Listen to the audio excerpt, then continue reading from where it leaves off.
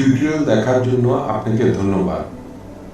আপনার যদি কোনো প্রশ্ন থাকে তবে আমাদেরকে rhkstorecouk@gmail.com এ ইমেইল করুন বা মন্তব্য বিভাগে লিখুন। আমাদেরকে অনুপ্রাণিত করার জন্য সাবস্ক্রাইব করুন, থামস আপ দিন বা লাইক দিন। আপনার বন্ধুদের সাথে শেয়ার করুন এবং নতুন টিউটোরিয়াল পেতে বেল আইকন টিপতে ভুলবেন না।